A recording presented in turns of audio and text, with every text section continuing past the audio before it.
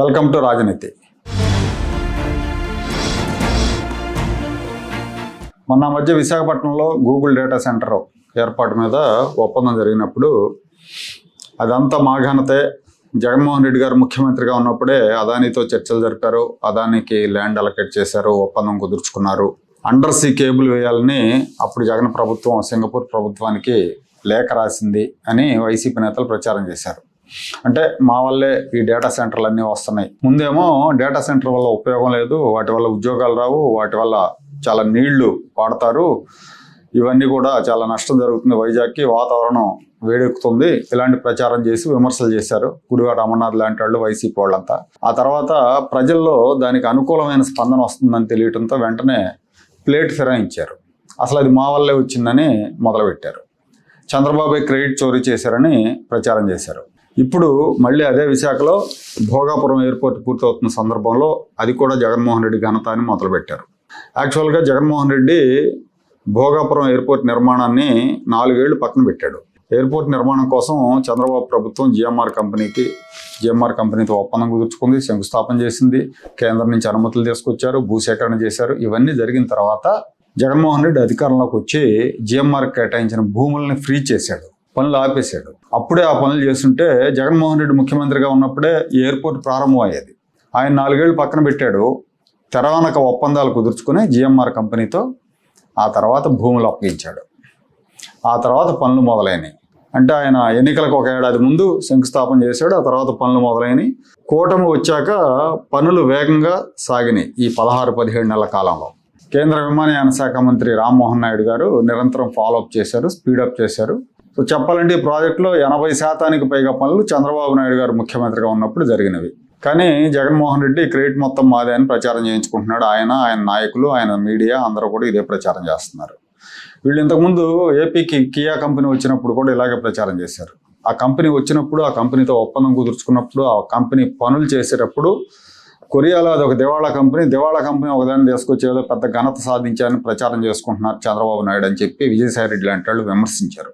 కానీ ఆ ప్లాంట్ పూర్తయి, కియా ప్లాంట్ పూర్తయి, ఓపెనింగ్ జరిగి, కార్లు ఉత్పత్తి జరిగి మార్కెట్లోకి వచ్చే టయానికి కియా అసలు మా వల్లే వచ్చింది. చచ్చిపోయిన వైఎస్ రాజశేఖర రెడ్డి ముఖ్యమంత్రిగా ఉన్నప్పుడు అప్పుడెప్పుడో కొరియా కంపెనీకి ఆయన ఉత్తరం రాశాడు. ఆ లేఖకు స్పందించి ప్లాంట్ పెట్టారని బుగ్గన రాజేంద్రనాథ్ రెడ్డి లాంటి వాళ్ళు చిదంబర రహస్యాన్ని బహిర్గతం చేశారు. అంటే వీళ్ళు జనాన్ని ఎంత వెర్రి బాగులోళ్ళని భావిస్తారంటానికి ఇది ఒక ఉదాహరణ.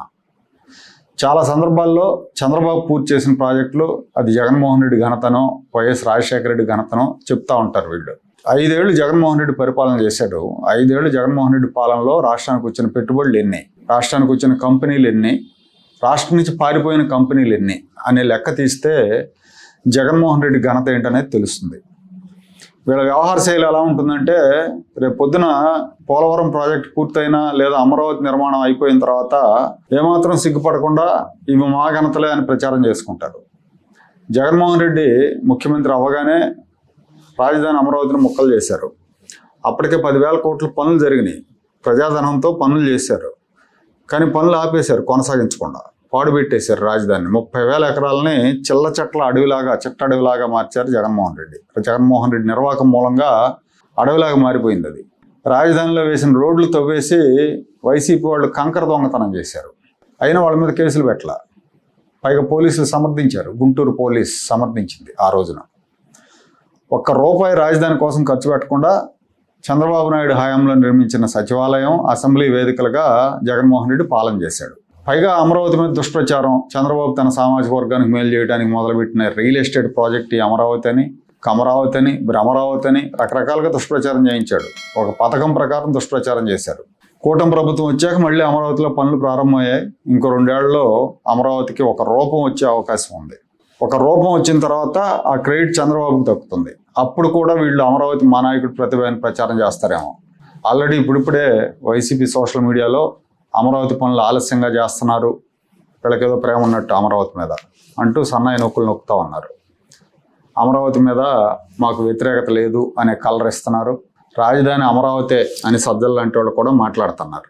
దీన్ని బట్టి రేపు పొద్దున అమరావతి క్రెడిట్ కూడా మాదే అని ప్రచారం చేసినా ఆశ్చర్యపోవాల్సిన పని లేదు. అలాగే పోలవరం ప్రాజెక్టు ఆంధ్రప్రదేశ్కి జీవనాడి, దాన్ని ఎంతో ప్రతిష్టాత్మకంగా తీసుకొని పూర్తి చేయాలి. దానివల్ల రాష్ట్రం మొత్తం ఫేట్ మారిపోతుంది రైతులది, వ్యవసాయంది. జగన్మోహన్ రెడ్డి అధికారంలోకి రావడంతోనే ఏం చేశాడు, పోలవరాన్ని పాడుపెట్టాడు రివర్స్ టెండరింగ్ పేరుతో. అప్పటి వరకు వేగంగా పనులు చేస్తున్న నవయుగ కంపెనీని పక్కన పెట్టేశాడు. రివర్స్ టెండరింగ్ అన్నాడు, నేను రేట్లు తగ్గిస్తా అన్నాడు. రకరకాల నాటకాలు ఆడి డ్యాముల నిర్మాణంలో ఏమాత్రం అనుభవం లేని మేఘా కంపెనీకి పనులు కట్టబెట్టాడు. వీళ్ళ నిర్వాహకం మూలంగా డయాఫ్రమ్ వాల్ దెబ్బతింది, పనులు ఆలస్యమైనాయి. చంద్రబాబు నాయుడు హయాంలో దాదాపు 70% ప్రాజెక్టు పనులు పూర్తయితే వీళ్ళ హయాంలో పట్టుమని 10% పనులు కూడా జరగలేదు. 5 ఏళ్లలో 10% పనులు కూడా జరగలేదు.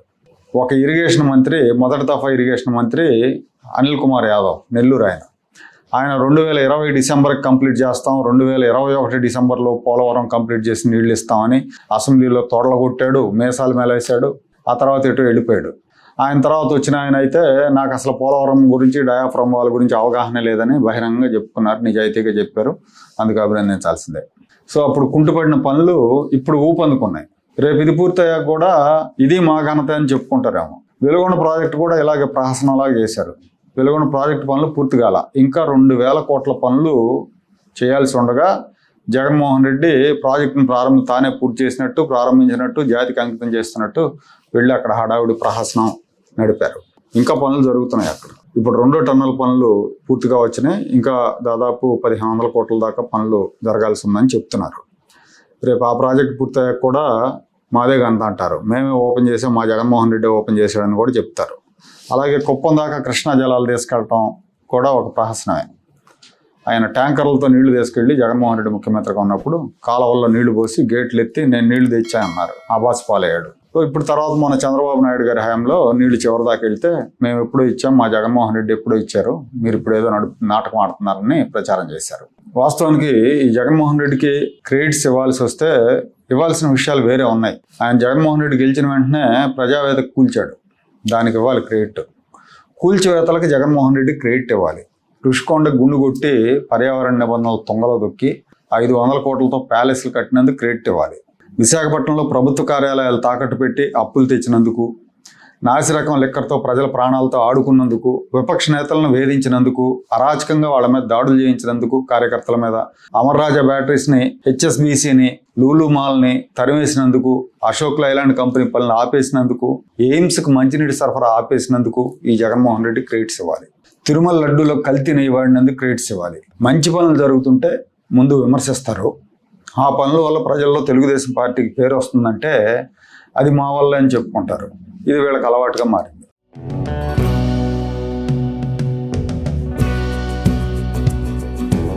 Like, share and subscribe to Rajaniti channel.